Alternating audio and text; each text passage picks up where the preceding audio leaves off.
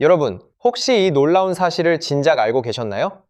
지금 이 순간에도 여러분 손에 쥐어진 스마트폰이랑 출근길에 탔던 전기차, 그리고 사무실에서 매일 켜는 컴퓨터까지 이 모든 것 안에는 히토류라는 광물이 아주 조금씩 들어가 있습니다. 그런데 이 자원의 무려 60에서 70%, 그리고 그걸 우리가 실제로 쓸 수 있게 정제하고 분리해내는 기술의 무려 85에서 90%라는 엄청난 비중을 단 한 나라, 중국이 쥐고 있습니다. 정제된 히토류만 놓고 보면 중국의 독점 비중이 91%에 달한다는 구체적인 통계 수치까지 나와 있어요. 이걸 아주 쉽게 풀어서 말하자면 전 세계 산업의 목줄을 중국이 아주 꽉 쥐고 흔들고 있었다는 겁니다. 그런데 그 팽팽하던 목줄이 최근에 실제로 툭 하고 터졌습니다. 2025년 중국이 히토류 7종의 수출을 사실상 완전히 금지해버리자 미국 포드의 공장이 그대로 멈춰섰고 일본 스즈키는 아예 모든 모델의 생산을 전격 중단했습니다. 히토류 가격은 순식간에 이전보다 6배가 넘게 훌쩍 뛰었죠. 심지어 세계 최강대국이라고 자부하던 미국의 대통령마저 처음엔 100% 보복 관세를 세게 때리겠다고 큰 소리를 떵떵 쳤다가 단 이틀 만에 슬그머니 꼬리를 내리고 태도를 바꿨습니다. 그만큼 이 조그만 광물 앞에서는 아무리 초강대국이라도 작아질 수밖에 없었던 상황이었던 겁니다.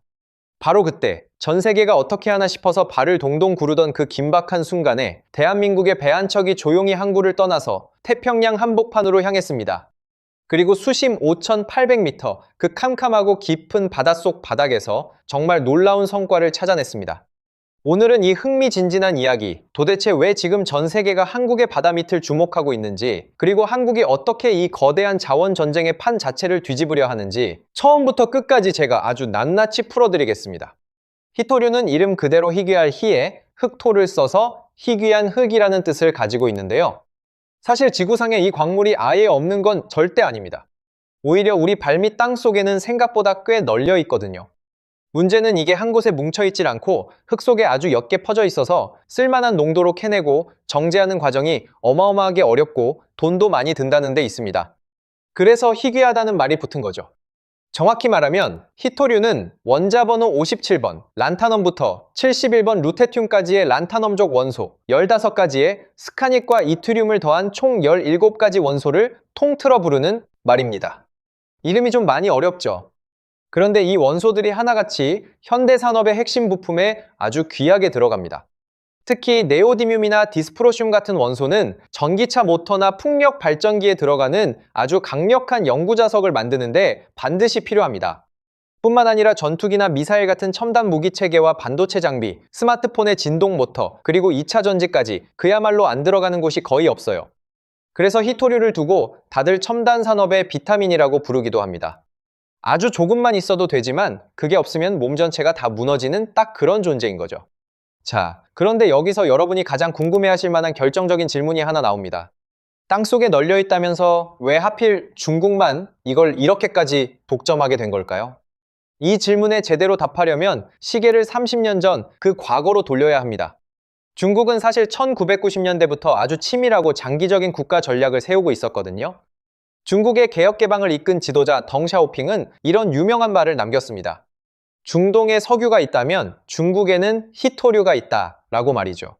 석유가 20세기의 세계 경제를 좌지우지했듯이 앞으로 다가올 첨단 산업 시대에는 히토류가 바로 그 석유의 핵심 역할을 하게 될 거라고 무려 30년 전에 이미 내다본 겁니다. 그래서 중국은 이 히토류를 자신들의 석유로 키우겠다는 계획을 정말 국가적으로 엄청나게 밀어붙였습니다. 그럼 나머지 나라들, 특히 기술력이 아주 좋은 미국이나 유럽은 그동안 대체 뭘 하고 있었을까요? 여기에 오늘 이야기에 아주 중요한 반전이 숨어 있습니다. 사실 서방 국가들은 히토류를 캐내고 정제하는 일을 아주 일부러 중국에 떠넘겼던 겁니다. 왜냐하면 히토류를 정제하는 과정이 진짜 엄청나게 더럽고 힘든 작업이거든요. 여러 원소가 뒤섞인 흙덩어리에서 순도 높은 히토류를 뽑아내려면 각종 독성 화학 물질과 중금속, 심지어 방사성 물질까지 다뤄야 합니다. 환경이 심각하게 오염되고 사람 건강에도 아주 해로운 그야말로 모두가 하기 싫어하는 일이었던 거죠. 그래서 선진국들은 이런 지저분하고 위험한 일은 중국이 알아서 다 해라. 우리는 그냥 완제품만 편하게 사서 쓰겠다라는 식으로 생각했습니다. 당장 눈앞이 편하고 싸니까 그렇게 결정을 내렸던 거죠. 하지만 중국은 그걸 넙죽받아서 정말 묵묵히 기술을 엄청나게 쌓아 올렸습니다. 오늘날 중국에는 히토류 관련 전문 인력을 길러내는 대학만 해도 30곳이 넘는다고 합니다. 반면 미국이나 유럽에는 그런 전문 인력을 키우는 곳이 사실상 거의 전무한 상태예요.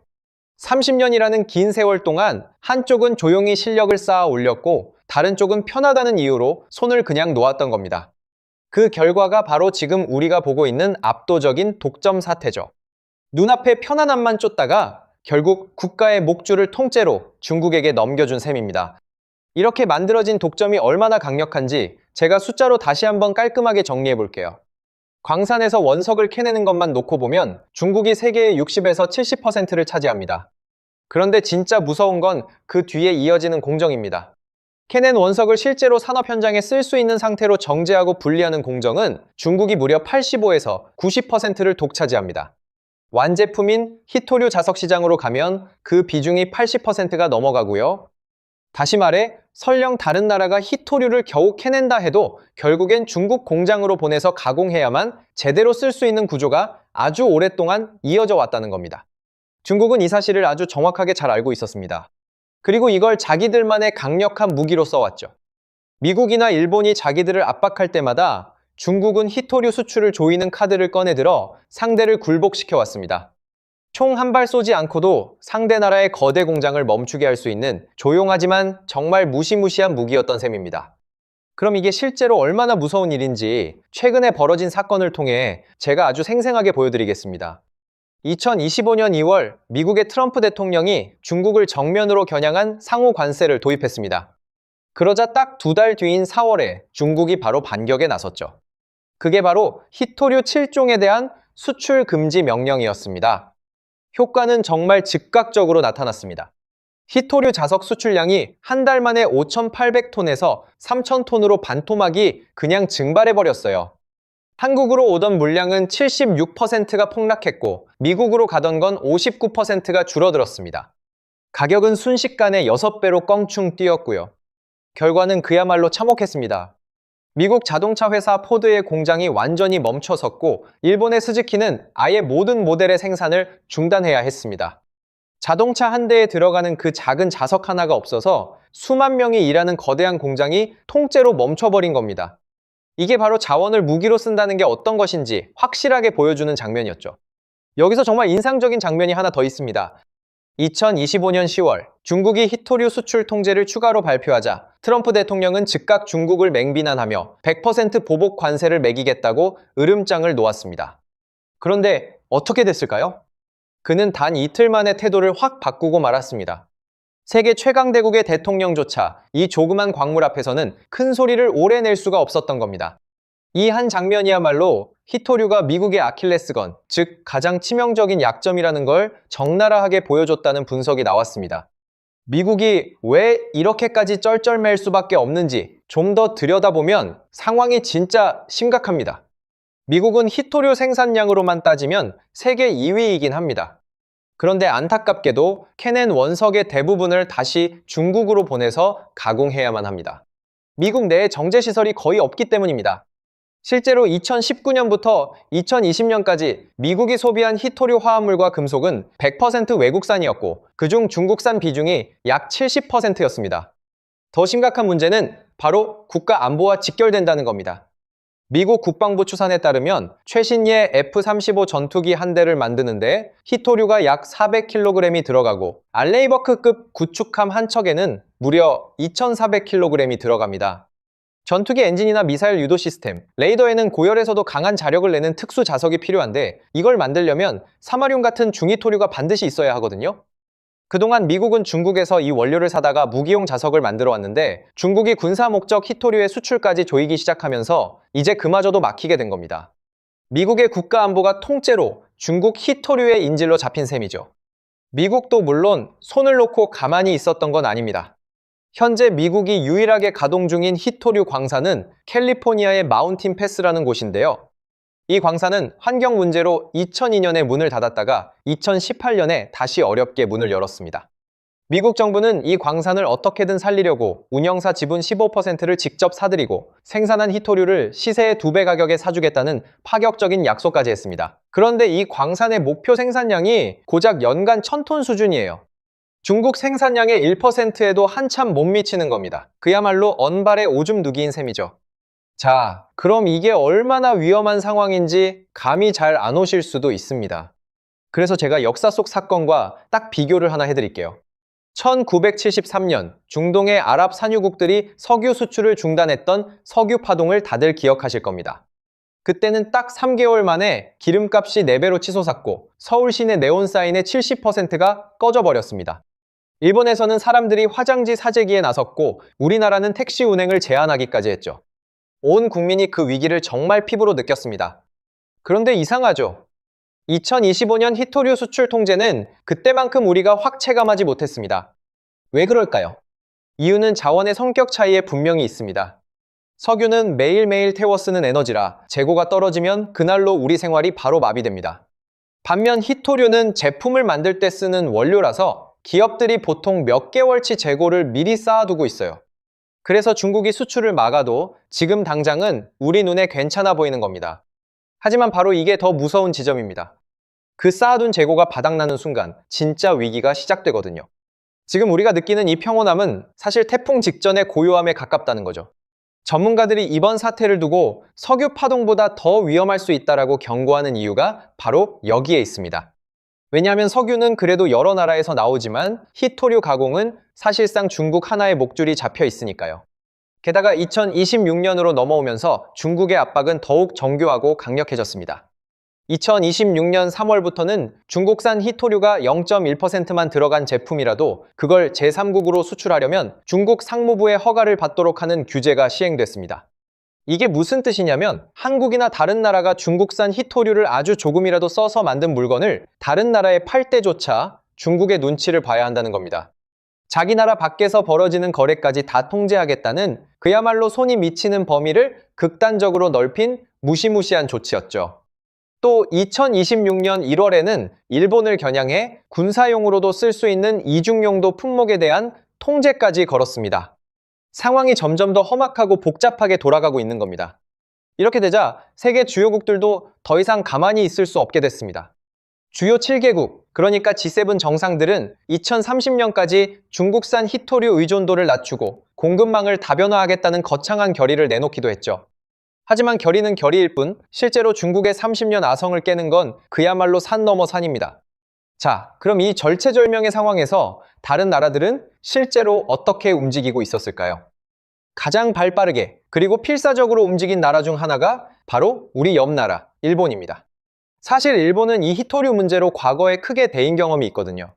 2010년 센카쿠 열도, 그 섬을 두고 영유권 분쟁이 벌어졌을 때 중국이 일본으로 가는 히토류 공급을 딱 제한해버렸거든요.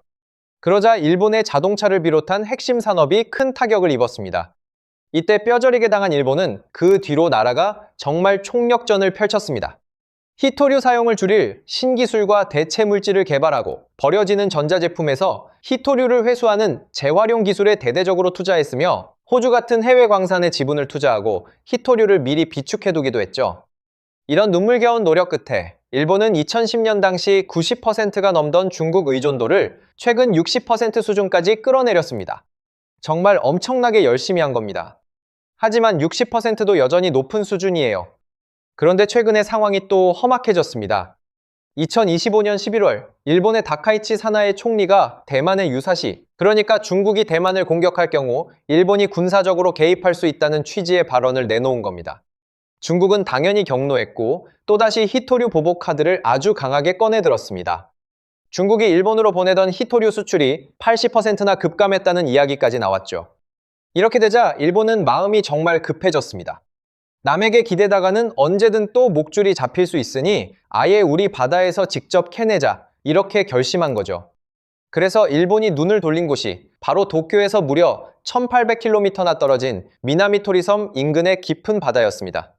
사실 일본은 2013년에 이미 도쿄대 연구팀 등을 통해 이 근처 바다 밑에 히토류가 고농도로 섞인 진흙이 있다는 걸 발견했고 최소 1600만 톤가량이 묻혀 있다고 추산한 바 있습니다.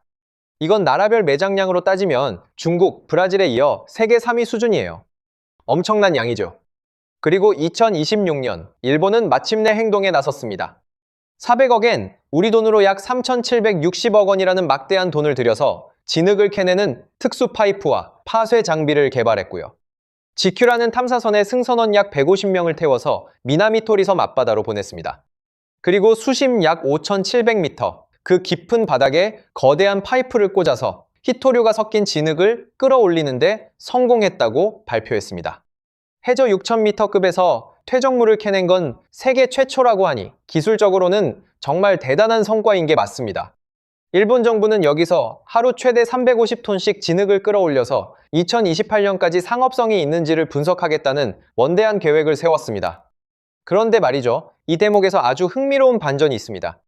일본이 이렇게 3,760억 원을 쏟아부으며 세계 최초라고 자랑했는데 정작 이게 돈이 될지는 아무도 장담을 못한다는 겁니다. 왜냐하면 히토류는 캐내는 것도 어렵지만 진짜 어려운 건 그 다음 단계, 바로 정제거든요. 예를 하나 들어볼까요? 브라질은 히토류 매장량이 세계 2위인데 실제 생산량은 1년에 10,000톤도 안 됩니다. 중국이 1년에 20만 톤 넘게 생산하는 것과 비교하면 10분의 1에도 못 미치는 수준이죠. 심지어 매장량 6위인 호주가 생산하는 양보다도 적습니다. 땅속에 묻혀있는 것과 그걸 실제로 캐서 정제에 쓸 수 있게 만드는 건 완전히 다른 이야기라는 겁니다. 매장량이 아무리 많아도 정제 인프라가 없으면 그건 그냥 그림의 떡인 셈이죠. 게다가 일본처럼 수심 6,000m 바닥에서 진흙을 끌어올리는 건 엄청난 고난도 작업이라 비용이 어마어마하게 듭니다.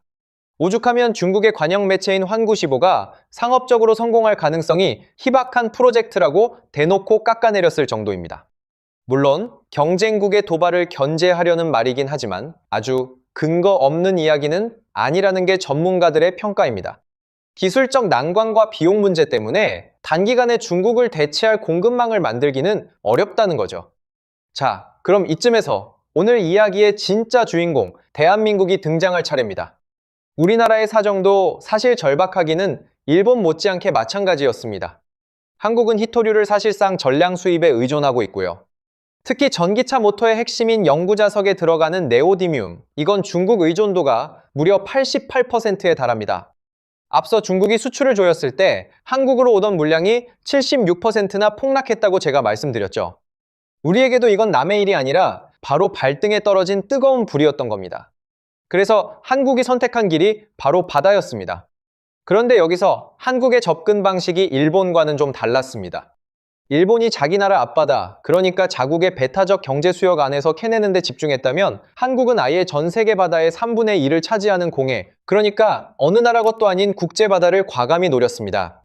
이 공해의 해저 자원은 국제해저기구, 줄여서 ISA라는 국제기구가 관리하는 인류 공동의 유산인데요.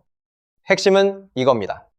먼저 정밀한 데이터를 확보해서 여기 자원이 있다는 걸 과학적으로 입증하는 나라가 그 지역을 독점적으로 탐사할 권리를 갖게 된다는 거예요.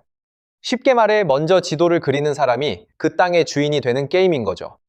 남들이 자기 앞마당만 좁게 파고 있을 때 한국은 아예 주인 없는 광활한 벌판으로 눈을 돌린 겁니다. 이 게임에 뛰어들기 위해 한국이 야심차게 준비한 무기가 바로 최첨단 물리탐사연구선 탐해3호입니다. 이 배는 1,777억 원의 국비를 들여 만든 길이 92m의 6,862톤급의 거대한 탐사선인데요. 우리나라 앞바다부터 대양, 심지어 극지방까지 전 세계 어느 바다에서든 해저 자원을 탐사할 수 있는 최고의 능력을 갖췄습니다. 이전 모델인 탐해2호와 비교하면 성능이 그야말로 확 뛰었어요. 조금 어려울 수 있는데 제가 아주 쉽게 설명해 드릴게요. 이 배는 바다 밑 지층을 들여다보기 위해 스트리머라는 아주 긴 줄을 배 뒤에 끌고 다닙니다. 이 줄에 음파를 감지하는 센서가 촘촘히 박혀 있어서 배에서 소리를 쏘면 바닥에서 반사되어 올라오는 소리를 잡아 지층 구조를 그려내는 거죠. 마치 박쥐가 초음파로 어둠 속을 보는 것과 비슷한 원리입니다. 탐해2호가 이 줄이 짧아서 마치 엑스레이로 대충 들여다보는 수준이었다면 탐해3호는 무려 8.1km에 달하는 긴 줄에 648개의 센서 채널을 달아서 고해상도 CT로 몸속을 정밀하게 촬영하듯 바다 밑을 선명하게 들여다볼 수 있게 됐습니다.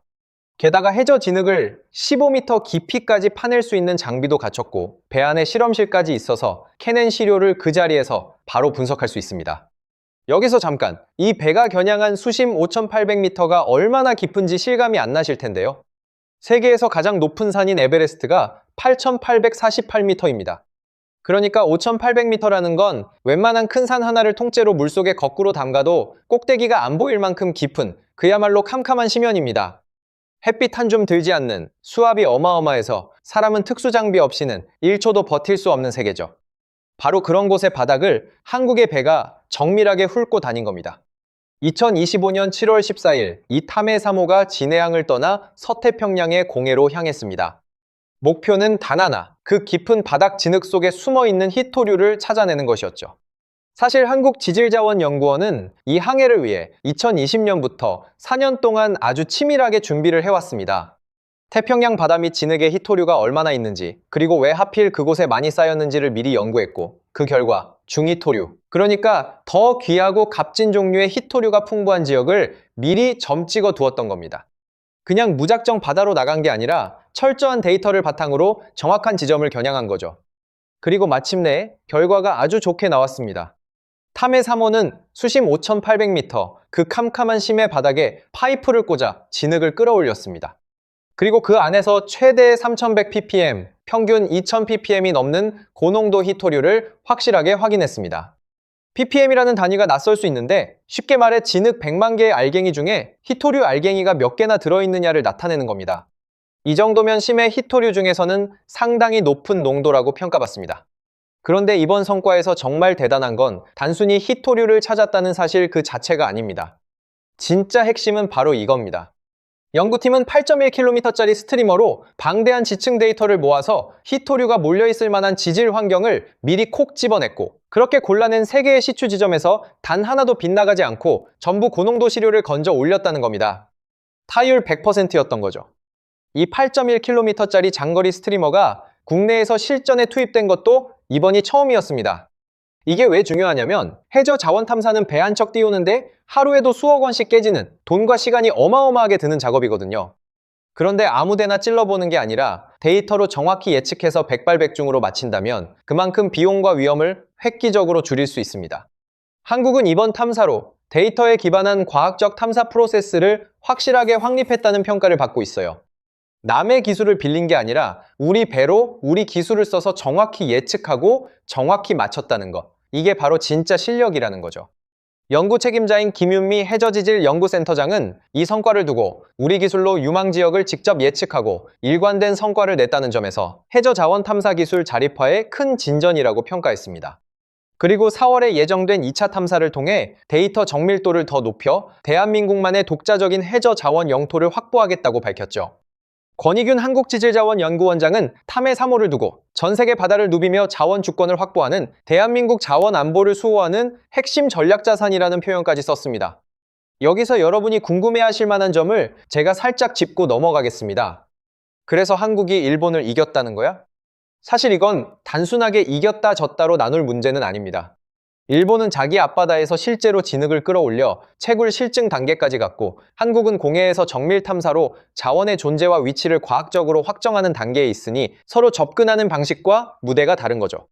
다만 한국의 방식이 가진 강점은 분명합니다.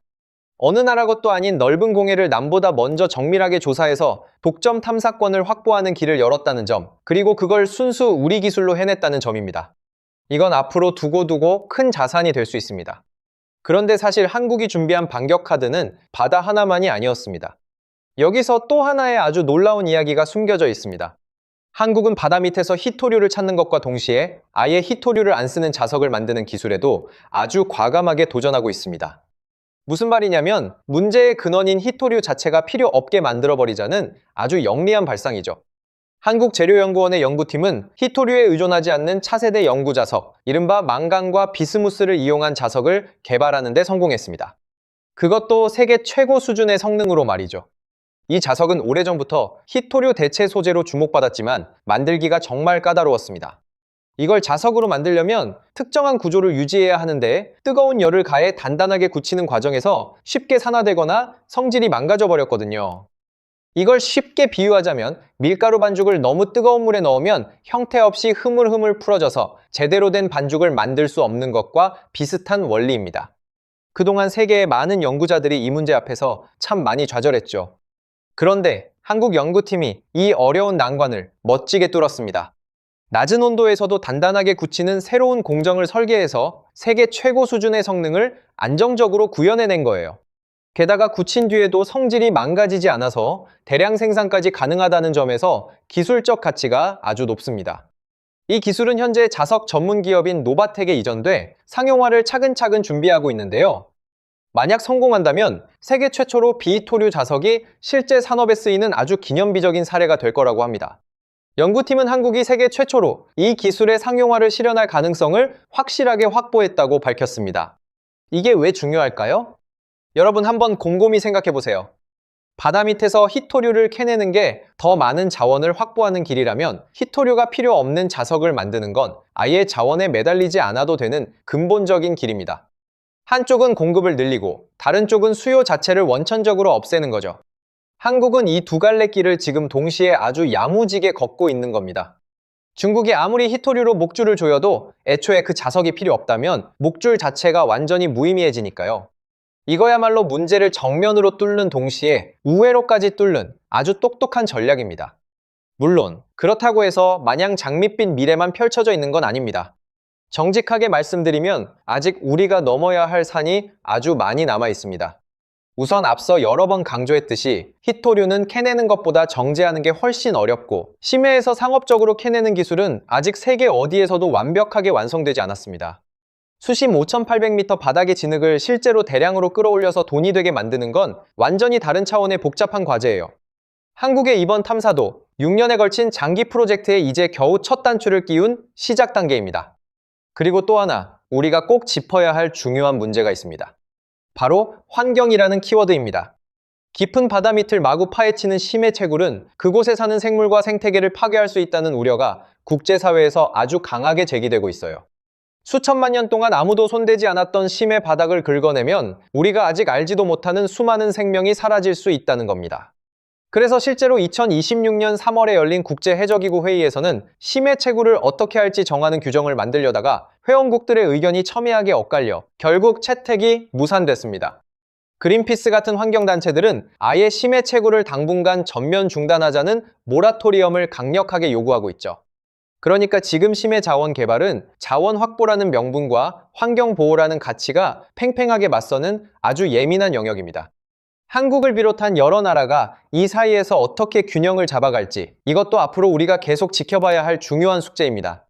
자원을 얻는 게 곧 정답이라고 아주 단순하게 말할 수 없는 정말 복잡하고 신중해야 할 문제라는 거죠. 하지만 그럼에도 불구하고 이번 성과가 갖는 의미는 결코 작지 않습니다. 왜냐면 이건 단순히 광물 좀 찾았다는 흔한 뉴스가 아니라 오랫동안 자원 없는 나라라는 서러운 꼬리표를 달고 살아온 대한민국이 이제는 육지가 아닌 바다에서 그리고 남의 자원에 매달리지 않는 기술에서 그 판을 완전히 뒤집을 열쇠를 손에 쥐기 시작했다는 희망찬 신호이기 때문입니다. 19세기의 서구 열강들이 아프리카 땅을 나눠 가졌듯이 21세기의 바다 밑은 새로운 자원 전쟁의 치열한 무대가 되고 있습니다. 이미 중국은 국제해저기구가 발급한 독점 탐사권 30개 중 5개를 보유한 최다 보유국으로 공해상에서 무려 23만 8천 제곱킬로미터에 달하는 세계 최대 규모의 탐사권을 확보해 두었습니다. 그 치열한 무대에 한국이 최첨단 탐사선을 앞세워 아주 당당히 뛰어든 겁니다. 남들이 이미 앞서가고 있는 힘든 경주지만 우리 기술과 우리 배로 정면 승부를 걸기 시작한 거죠. 생각해보면 참 상징적이고 가슴 벅찬 장면입니다. 중국이 육지의 희토류로 전 세계를 조용히 압박하는 지금 한국은 그 누구도 손대지 못했던 깊은 바닷속에서 그리고 첨단 소재 연구실에서 완전히 새로운 답을 찾고 있으니까요. 목줄이 잡힌 채 끌려다니는 대신 아예 목줄이 필요 없는 새로운 길을 스스로 묵묵히 개척하고 있는 겁니다. 물론 이 길이 결코 쉽지는 않을 겁니다. 기술적 난관도, 비용 문제도, 환경 논란도, 그리고 국제적인 경쟁도 정말 만만치 않겠죠. 6년이라는 긴 항해의 끝에 무엇이 기다리고 있을지는 지금 아무도 정확히 모릅니다. 하지만 분명한 건 대한민국이 더 이상 남의 손에 자기 운명을 맡기지 않겠다는 강한 의지를 행동으로 보여주기 시작했다는 사실입니다. 자원이 없다고 주저하는 대신 없으면 바다 밑까지 뒤져서라도 찾아내고 그마저 안 되면 아예 필요 없게 만들어버리겠다는 그 끈질긴 뚝심 말입니다. 깊은 바닷속 5,800m, 그 어둠 속에서 건져 올린 작은 진흙 한 줌. 그것이 어쩌면 대한민국의 자원 안보를 근본적으로 바꾸는 거대한 전환점의 시작일지도 모릅니다. 늘 그래왔듯 아무것도 가진 것 없던 나라가 맨손으로 길을 만들어 온 것처럼 말이죠. 그리고 그 항해는 지금 이 순간에도 태평양 어딘가에서 계속되고 있습니다. 오늘 이야기가 조금이나마 흥미롭고 여러분께 유익하셨다면 정말 좋겠습니다. 복잡하게 얽힌 히토류 전쟁 속에서 강대국들이 어떻게 쩔쩔매고 또 우리가 어떤 새로운 길을 걷고 있는지 함께 깊이 살펴봤는데요. 앞으로 탐해 3호의 항해가 그리고 한국의 기술 도전이 어떤 결실을 맺을지 저도 여러분과 함께 계속 기대하며 지켜보고 싶습니다. 긴 영상 끝까지 시청해주셔서 진심으로 감사드립니다. 다음에도 더 흥미롭고 알찬 이야기로 찾아뵙겠습니다.